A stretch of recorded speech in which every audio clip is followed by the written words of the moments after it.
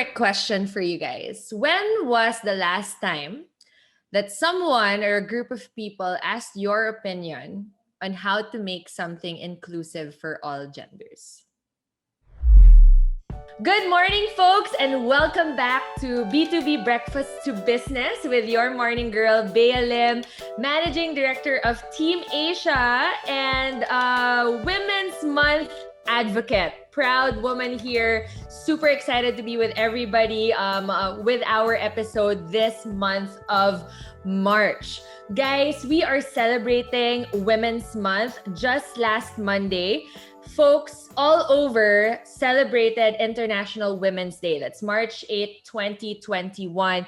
And the theme really for this year is women in leadership. How do we create a gender equal future for all of us here in a COVID-19 world? And so for this month, what we really felt, was for us here at B2B to talk about things that matter over a big chunk of breakfast. And for this month, the big matter that we wanted to talk about really is how women are leading in a COVID-19 world and the innovations, the inventions, and the awesomeness that they have put together during the COVID-19 pandemic. And so with this conversation, what I wanted to do was to discover pandemic-borne businesses that are thriving in the now, and of course, put the spotlight on the lady bosses that are making it happen. So today, guys, we are honoring two very beautiful things. One are the innovations that have been brought on by the COVID-19 pandemic. And number two, the awesome women that are leading the charge behind it.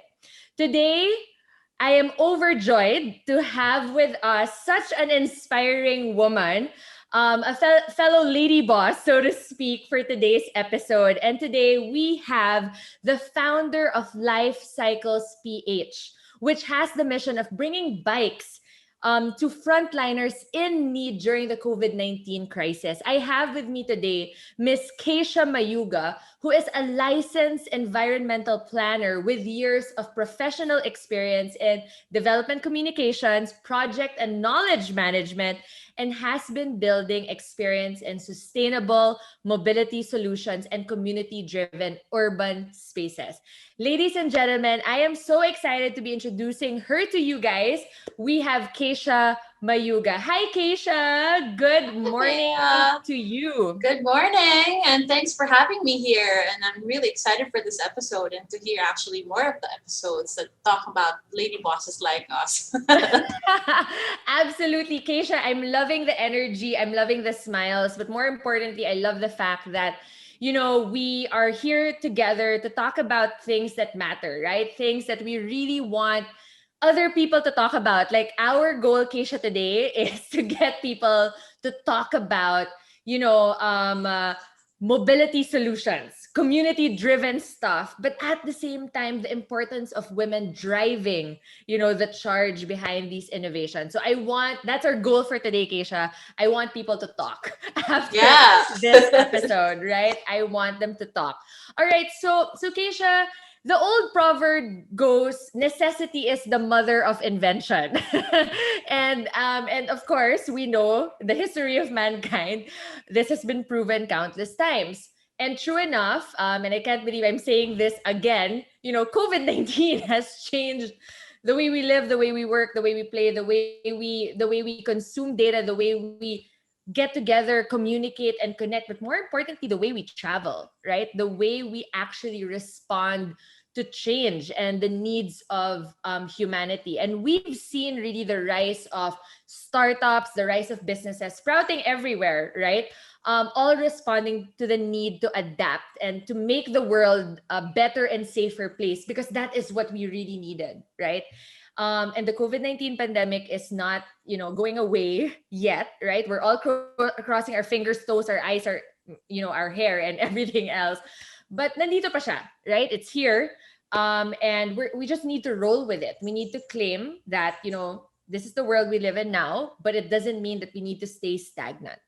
So today, I'm so excited that you're here because we do have an amazing pandemic-borne initiative right here, which is Life Cycles PH, and you are the one driving, this awesomeness. So I want you, Keisha, to tell us more about Life Cycles PH. What is it all about, and why did you start it? Go ahead.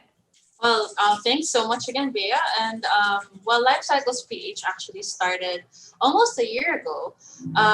It started the day after they announced that mass transportation was not going to be available anymore. And, for me, a long-time transport advocate, that really made me cry. I literally was crying at the TV, watching the news, hearing that there would be no mass transport anymore. So I was thinking, how can we help people? How can we help nurses, essential workers to get back to work because they still have work? And in the next 20 hours, not even a day, um, I gathered some of my friends who were also advocates, and they gathered their friends, and then that's how we started Life Cycles PH. To really bring bicycles to the essential workers that needed to get around, especially when the pandemic or the quarantine just started. So imagine people walking for hours and hours. I interviewed some people who walked 6 hours just going to work, and then they had to start their shift. So that's it's terrible to hear. So even just like a simple bicycle really helped them get around. And until now, we can still see the effects of introducing cycling to our community and to businesses because people are still cycling. So yeah, um, I guess Life Cycles PH has helped with that, especially because nobody was really thinking about cycling as transport at that time. Yeah, no, absolutely. And I loved what you said earlier. Well, first of all, I feel you crying after hearing that news. I definitely, I was with you during that moment, even if we didn't meet yet, right? It was something that was so shocking, something that you couldn't even imagine, right? And you're right. Like, we had, we have essential workers, frontliners, whether they be medical, taking care of our safety, security, our groceries, for us to live and be safe in our homes, these workers still had to go, right? And you sharing that, these people were walking 6 hours, 5 hours to be able to get to the point of their destination, only to work and be able to provide us with that service, yet they didn't have any transportation. So that for me, Keisha, was really, really inspiring and continues to inspire me now because hindi pa tapos yung laban. There's still so many things happening. While transportation has eased up, there's still so many barriers that we need to actually break as COVID-19 still stays here. So I love also what you said earlier that a lot of people just came together, friends of friends of friends, other advocates, people that really supported the cause. Um, what was so easy about it, right? What was so easy about gathering everybody to say, hey, you know what, let's put together this thing and let's help other people. Yeah, like what you said, necessity is really something that makes people innovate. And it took us less than 20 hours. I didn't even know a lot of the people that I was working with, or I've never met them in person. But the internet, it's great that we live in the age of the internet, really, because there's just so many possibilities. And even while, it was just a bunch of us with internet connection, laptops, but we were able to give bicycles to people we've never met ourselves. So it was just what made it easy was really the power of a lot of it was social media because it was born out of social media. And it was also very easy because people were so passionate also to help the essential workers. It wasn't like maybe I'll think about it. It was like how can I help? And that's everyone I was working with because everybody was in a crisis and like everybody just wanted to help as much as they can. I So love yeah. that. I love that. Everybody wanted to help as much as we could because at that point, how could we, right? On that note, Keisha, could you share with us how you actually got the bikes to the people? Like, what was the game plan? Bringing everybody together, but how did you guys do it with with your internet, social media, what was the game plan? So there were a lot of aspects to it. First was, who do we give this to, right? um, who do we give these bicycles to? So we started, we opened our page, the Facebook Life Cycles PH Facebook page, and we asked people, hey, who needs bicycles? Which hospitals need bicycles? So we started contacting nurses and people from the staff from hospitals and asking them, okay, how many people do you need? How many people need bicycles in your area? And then, so that was one aspect. And then the next aspect was, where do we get these bicycles? Um, that was really difficult because at that time, people were not allowed to move, including our suppliers, our bicycle suppliers. But it was hard to justify as an essential need because what, bicycles? This is like for leisure. So we had to look for suppliers even online, and we put out the call and we asked our friends, to how, do you know any bicycle suppliers, etc. So that was one challenge. And then the other challenge was really pulling together all the funds to buy the bicycles. That was great community effort, because even I didn't know that we could rack up so much in the whole lifespan of life cycles. We actually got more than 3.2 million in donations just for the bicycles. And with that, we were able to give more than 1,000 bicycles actually to the essential workers. So it was really challenging, especially in the start, because while we were answering the problem of mobility, we also had the same challenge of mobility. So it was really ironic, but it worked, and it's helping a lot of. It's until now I still see essential workers using the bicycles. So it was good that we mobilized early. No, that's awesome. Keisha, first of all, congratulations. 3.2 million is fantastic for this cause. And, I loved what you said earlier. While it was funny that we were going for mobility and our issue was mobility, it still happened. People still made it possible for you guys to get the solutions to the people who really needed it the most. And also, it was the safest way to travel too, right? You Yeah, were on your own. I mean, social distancing, you're safe. And yeah, especially like what you said, these are the nurses and the doctors in the hospital. So they had to be extra careful. yes, So you mentioned some of the challenges already. Like, hey, it was easy to get everybody together because we were passionate to help out. The challenge of mobility for sure, and just getting all of those elements together. Were there other barriers that you guys experienced that were quite tough during that time, but you said, hey, you know what, this is a need and we need to see it through? yeah, one of the biggest challenges we faced was that there was once people were kind of getting this idea that, hey, I can bike to work. We were getting overwhelming number of, I mean, like people asking for bikes. So it's not like we could have provided everyone bikes, but we figured to open also a Facebook group this time, that opens it up to people who want to lend their bikes. So for people like complete strangers lending their bikes out to essential workers, that also really helped people, especially because they were close by, and it was all just by any hand. There was no like money involved or anything, and people were so willing to help. And these were just people online, honestly. So and through that group, we were able to do like 400 people lending their bicycles. They're just complete strangers lending their bicycles to the essential workers. And then, eventually, once the workers also got their own bikes, they returned them out of, thanks and gratitude. So it's really amazing, even with the challenges, even until now, people are still asking for bicycles. It's just great to even have the discussion of bicycles as transport in the conversation. So, yeah, until now. Wow, that's so the challenge was, I guess, the overwhelming need, right? Yes. And so it was like demand and supply, supply Yes. and demand. The usual issue really when it comes to these things. But I'm glad you guys were able to create something. You actually diversified, as aside from having the donations, you also had a community.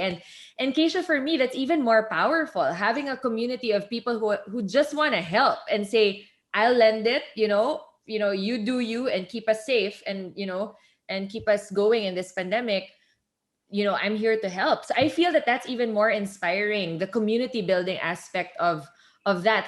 So my next question actually, Keisha, is based on that one. Like, what's it like creating this organization or this community in the time of COVID, amidst global company shutdowns and really the mental health strain on so many people, because we were all experiencing the crisis together. So it's like you're experiencing the crisis as an individual, as a citizen of the country, but as a professional. So what was it like to bring these people together and create an organization or a community in a time of a crisis?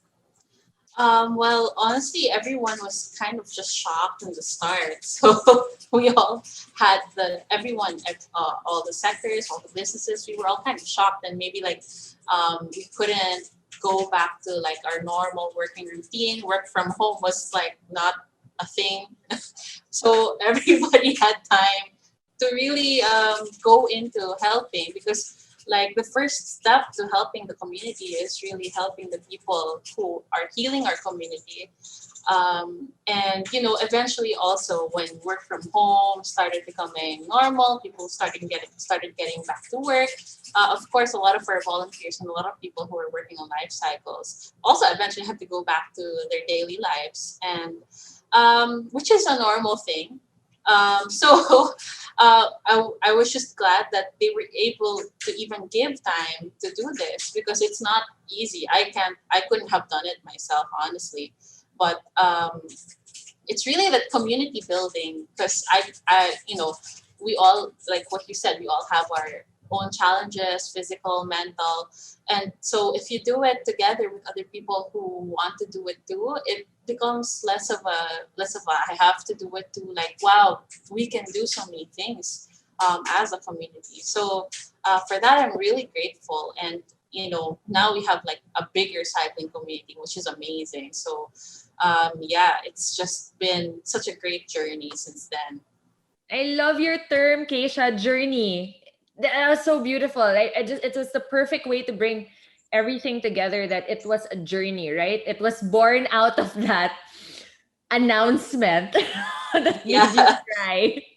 I think it made everybody cry, but yeah, it was born out of that. And 20 hours later, you had this group of people who really at that point is the core of your community, right? And Yeah. and that if you what I got from you, Keisha, really is that if you have a group of people that are all coming together with one goal in mind, right? With the passion to be able to help people, right? And also with the power of the internet, we can do so many great things, right? That Absolutely. like what you said, damning challenges. You still ran, you ran into a lot of challenges, but because there was a need that needed to be solved for, that was the need was bigger than the challenge, right? And so Yeah. Yeah. people came together. I love that. And that's what journeys are for, right? It's not really the destination. We're still actually in this journey, yet Yeah. you're pushing through. I love that. So thank you so much, Keisha, because I'm sure we are really inspiring a lot of our listeners now, especially those who feel that baka their plans for themselves were halted because of Yeah. this COVID-19 pandemic. But you are saying, hey, you know what? No, it doesn't have to be halted. As long as there is a need out there that needs to be answered, we all have a shot, right? Yeah. I love that. So, on that note, Keisha, I want to ask you, what would be your advice for these people, right? Aspiring entrepreneurs, idea people who do have plans, but yeah, maybe it got halted, and they feel that, okay, is this the right time, or is this, can I do it? What would be your advice, for them to start their own venture, whether it's a business or an organization or a movement like yourself? Well, I'm not sure, but I think this quote has been thrown around a lot. But it's for me, don't waste a crisis. Honestly, it's when we have these crises, even before the pandemic, even like your own life, personal career crisis. That's when we have that turning point. to really make changes, to like pivot to a different way. So don't waste a good crisis. Do something about it. This is really the time to rethink. And I know a lot of people who change careers because of this crisis. And it's really your opportunity to do so. So, and number two, like I was saying earlier, I was a long time transport advocate before, and I've been biking before. But it's really only during this pandemic that my goal to make cycling mainstream just shot up, and it's because if you already had a goal, or if you had a passion, even if it's not necessarily what you're doing right now or even before, go for it. Like um, it's really just the first step is to really start. It doesn't have to be perfect. When we started life cycles, it wasn't perfect at all. But if you keep going, you'll be amazed with the many things that you can actually achieve, and you'll be just amazed at how far you've come from that first step. So don't be afraid to just jump in and start. I love it. You know why? Because first of all, I haven't heard that whole "don't waste a crisis." You're the first one that I'm hearing it from. I mean, of course, everybody's saying turn this crisis into an opportunity, but I love what you said because it was claiming it. Like, don't Yeah. waste it. Like, we were so done. We're like, I'm done with you, 2020, and all of that Yes. jazz. But with you, it was more of like, hey, don't waste it. Actually, turn it into something fantastic, right? So I love it's such a powerful way to say I'm claiming my future and I'm just not gonna waste the opportunities, right? But I love what you said earlier, in terms of, it was your goal, it was your dream, and this crisis actually made it a reality. And when you say that, it doesn't have to be perfect, right? You just have to start, you just have to move. It's so beautiful because it coincides with your claiming of that journey, Keisha, that, every journey starts with a single step, right? And I think that is a fantastic way to inspire people. Don't be bogged down by the plan, by the perfect, beautiful plan that you have. Yeah. Sometimes you just have to really move, right? Yeah. Move it along. I love that. Thank you so much, Keisha, for sharing, what life cycles is all about, and really the dream behind it, and the hustle that came with it, but more importantly, the grit that made it where it is right now, right? And happy almost anniversary, right? To Life Cycles PH. It's coming soon. So Yeah. I'm rooting for you guys and I'm celebrating with you guys. So Keisha, I hope you don't mind, but I'd like to actually shift the narrative a little bit. I already said this earlier that, we are celebrating, Women's Month, and just last Monday we did celebrate International Women's Day. And what we wanted to really talk about next with you, right, is, how we can actually honor the theme of this year's International Women's Day, which is Women in Leadership, achieving an equal future in a COVID-19 world, which is perfect because you brought this organization together in a COVID-19 world, right? But more importantly, actually, Keisha, is, from our perspective here at B2B, or at least my perspective really is, we here we should be breaking down gender stereotypes, right? Because I really truly believe in my hearts of hearts that the work that we do knows no stereotype, right? You do you, right? And like what you said, as long as you're passionate about it, you want to help, there's a need that needs to get solved for, kaya mo yan, right? So what we want to do is to be able to focus the conversation from just breaking down those stereotypes to actually making it more inclusive for everybody, because we believe that careers and designations know no gender, right? So on that note, ang dami ko na daw sinabi, but really it's really more to just get people to know how important honoring this beautiful theme is. What we really want to do is to get to know you, Keisha, and we want to be able to honor you that's behind this spectacular innovation of being a transport advocate turned into this spectacular community of people who want to serve and help, right? So I want to get to know you as an environmental planner, right? Maybe you can tell us about that. So who is Keisha Mayuga, and how did you get into environmental planning in the first place? Yeah, that's a good question because people don't even know what environmental planning is. Honestly, I didn't even know what it was like 5 years ago. But yeah, my journey really started around 2016, 2017 when I realized that I wanted to do transport because the story, I always tell this story how I pivoted my career was when one of my colleagues that I was carpooling with said that she couldn't see her son anymore because every time she got home, it was so late that he was asleep, and every time she needed to leave for work, he was still asleep. But she had to leave early for her work because it was traffic. So from then, I changed my career. I took up my master's in urban and regional planning, and that's when I discovered what environmental planning was. So for everyone out there, environmental planning is really it's a really broad term actually, and it can include anything like urban planning, transport planning, city planning, etc. So what I really do is I'm more of a transport planner. That's why I'm so involved with cycling and with active transport. So that's really what my focus is now. And even in this field, there are not so many people, and which is ironic because that's what we need in this country. So, but yeah, there's not a lot of people, and if anything, it's mostly the people that I've been talking to at least has been mostly male dominated, sadly. So yeah, so that's how it is now, and hopefully it will change in my lifetime. Hopefully in the next few months, years. I don't know. I love that. I hope it changes in our lifetime. That's our goal, Keisha, for it to Yeah, change in our lifetime. So thanks for sharing already like what it is. So now everybody knows what an environmental planner is, guys. So you can thank Keisha for that. But you said something very interesting, Keisha. You said two things that really caught my ear.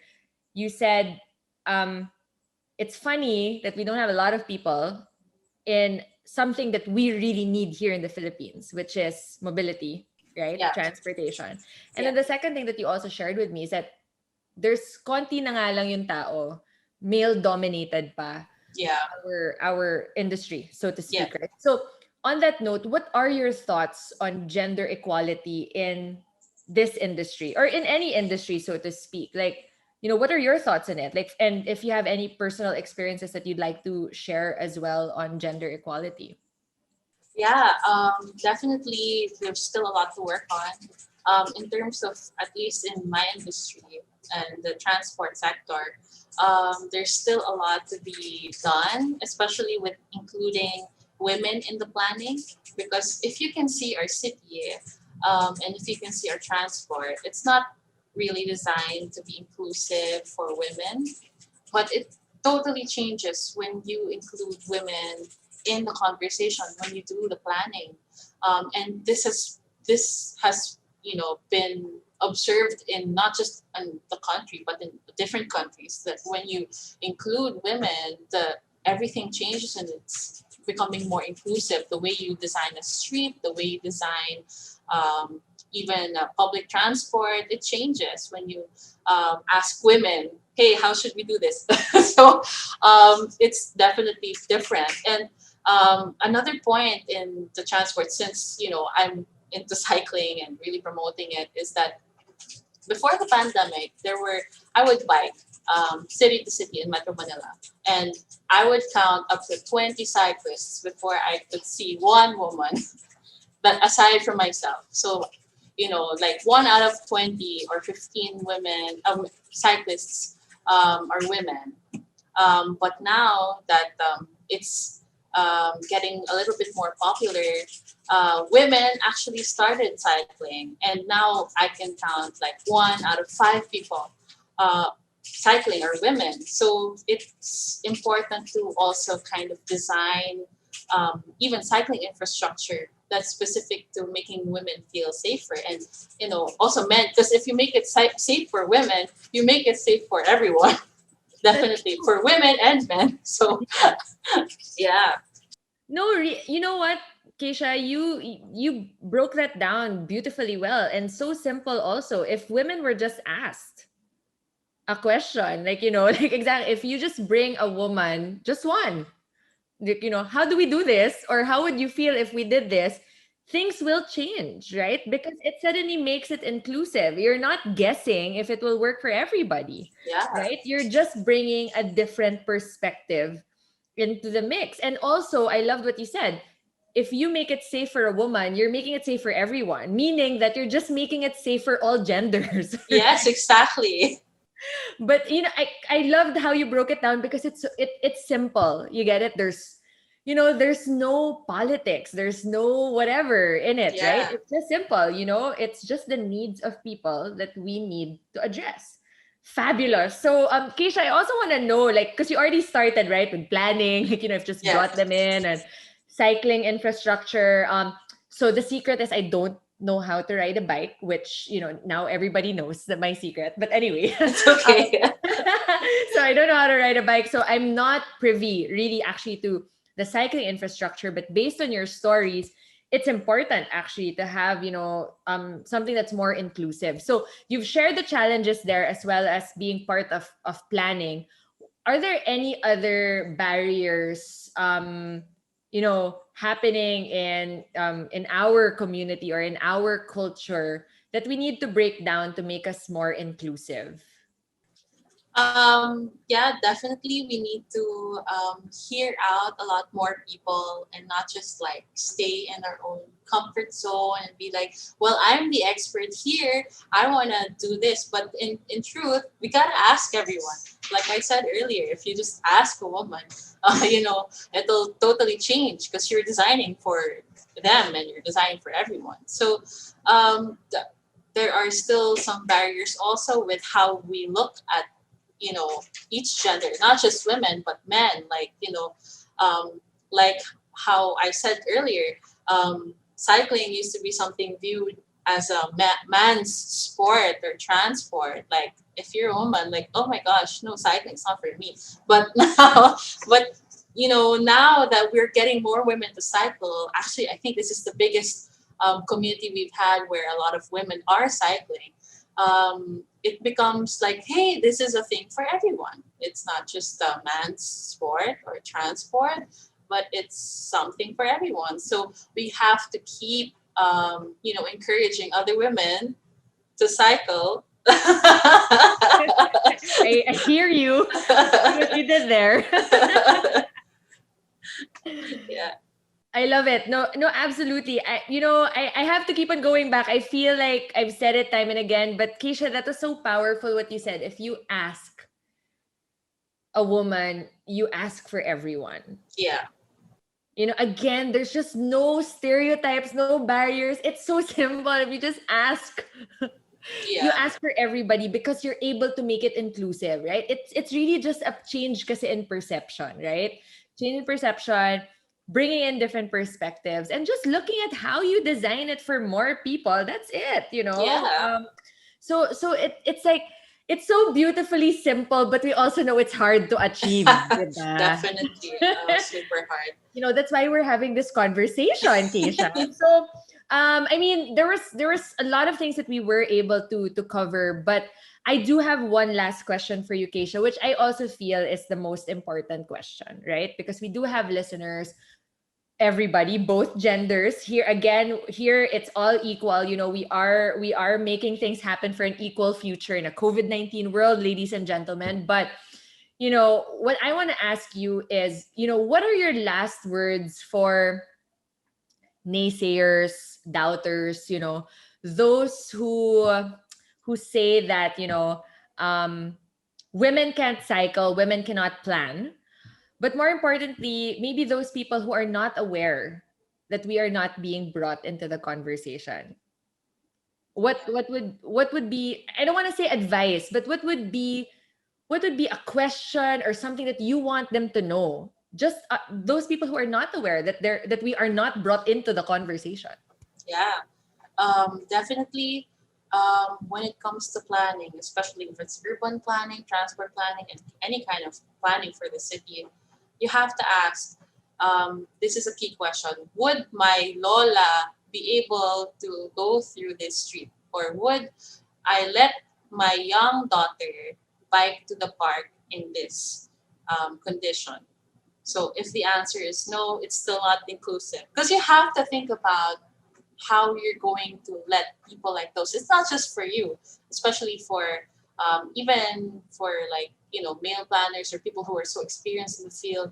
You have to ask, can my young daughter or my elderly mother or my sister or whoever, can they cross the street safely? Can they get to the grocery safely? So you have to ask those questions. And if you don't know those questions, why don't you ask them? Why don't you ask people who you're designing this for? So yeah, in terms of planning, if you're not aware or if you're just planning for yourself, of course it's going to be comfortable for yourself. But what about other women or everyone? So that's one. And for people who think that maybe cycling is just a man's world or something, it's actually for everyone. If you go to different other countries like in Europe or in the US or even in Australia, you can see men and women cycling side by side, and it's not just like who has the best gear, etc. It's we're also opening up the world of cycling to maybe our future daughters or maybe everyone in the future. So if you kind of have to rethink, how do I view transport? It's not just cycling, even like taking the bus or something. How can I make it safe for my young daughter or my elderly mother or something, or your sister or your mom, for them to for you to be comfortable, for them to cycle or take the bus or walk on the street. Those are just things to keep in mind, really, is to how can I plan this better for more women? That's basically it. That's a lot. I felt like I said a lot, but that's really how I feel. No, absolutely. I feel you, girl, because there's just so much emotions. You're like, I want to tell everybody. No, but it's so true though. It's like, it's if you hear it, if you break it down, it's simple. But it's just that there are barriers, such as perception, such as things that have already been ingrained in culture that make it complicated. So let me just say it again for everybody, guys. What Keisha's saying here is ask the right questions. Yeah, Bring them into the conversation, because if we want to truly build an inclusive nation where everybody feels safe and everybody is mobile, and everybody is taking that transportation, you just gotta ask. yeah, Ask people, bring them into the conversation. It really is that simple if you think mhm, about it, right? yeah, So I think that, to the people who are naysayers or the people who are not aware that this is actually happening, I think everybody should just pause today, right now, just pause and ask yourself, when was the last time you asked a woman what they think about this plan? Or for the women out there, ask yourself, when was the last time that you brought a guy into your conversation? Because yeah, again, diba, it's gender equality. If we want an equal future in a COVID-19 world, ladies and gentlemen, we should be asking one another what we need. Which brings me back. I super love this, Keisha. This is such a beautiful flow. Which brings me back to Life Cycles PH. The need that you guys answered was not for any specific gender. It was for frontliners who knows no gender, yeah, right? exactly. I love this. I love this. Okay, cool. So Keisha, we've had such a fantastic, riveting conversation so early in the morning, actually. So I'm sure we have everybody full until lunch. What I just wanted to invite you to do definitely is I want more people to know about Life Cycles to support you guys. So if you could just share with everybody where they can find you, how they can support you. I will learn how to ride a bike. Until then, I will be rooting for you. But yeah, how can we tell folks to get in touch with you guys or to know more about your cause? Yeah, you can search us up on Facebook, Life Cycles PH. And if you are curious and you want to be part of the community, or if you have a bike and you want to lend it, you can go to our Life Cycles PH community. It's a Facebook group. You can just search it up. So yeah, thanks so much, Bea. No, thank you, Keisha. I mean, not only for guesting in the show, but Keisha, just thank you for saving so many lives through your initiatives. I mean, it's such a beautiful thing to know how the power of people's minds like you can bring communities together to help one another out in a time where we really needed the hope and we really needed the help. And so more power to Life Cycles, and girl, more power to you as a planner. Like be Thank part you. of every single conversation. Grabe, I'm gonna be Yeah. um, Yes. so, so thank you so much, Keisha. More power to you. Ladies and gentlemen, we just had Keisha Mayuga, lady boss of Life Cycles PH, an environmental planner. And it was such a heartfelt conversation on, not only the journey of bringing something so awesomely fantastic in a COVID-19 world, but also really bringing to the conversation that women have to be part of planning, especially for things like transport, so that we can make an inclusive world, so that everybody actually has a shot for an equal future. So there you have it for today's B2B Breakfast to Business episode, ladies and gents. Again, this whole month, we have lady bosses coming to B2B to talk about pandemic-borne businesses and organizations, because we want to help humanity, but more importantly, that we really want to have an inclusive world where everybody has a shot at an equal future. Once again, thank you so much for tuning in. You know where to find Keisha, and you know where to find Life Cycles, but you also know where to find B2B Breakfast to Business. See you next week for another episode on pandemic-borne businesses, because really, ladies and gents, the work knows no gender, no stereotype. We're all in this together. Maraming salamat and see you next week. Have a great weekend. That's it for today's episode of B2B Breakfast to Business with your morning girl, Bea Lim. Join our Facebook community, the Breakfast to Business Club, where we can delve deeper into all of these different topics. Also, please don't forget to tune in to Team Asia's social media accounts to keep yourself updated on these breakfast happenings. Remember to stay safe. See you again soon here at B2B Breakfast to Business. Thank you. Ciao.